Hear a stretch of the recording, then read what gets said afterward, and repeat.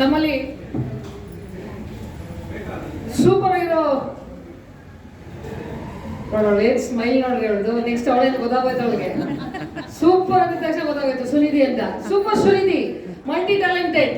ಅವಳು ವಾಯ್ಲಿನ್ ನುಡಿಸ್ತಾಳೆ, ಹಾಡು ಹೇಳ್ತಾಳೆ. ಟ್ರೈನ್ಡ್ ಕ್ಲಾಸಿಕಲ್ ಮ್ಯೂಸಿಕ್ ಅಂಡ್ ಇವತ್ತು we have heard Har play violin last time. ಅದ್ಭುತವಾಗಿ ನುಡಿಸಿದ್ಲು ವಾಯ್ಲಿನ್ ಅವಳು.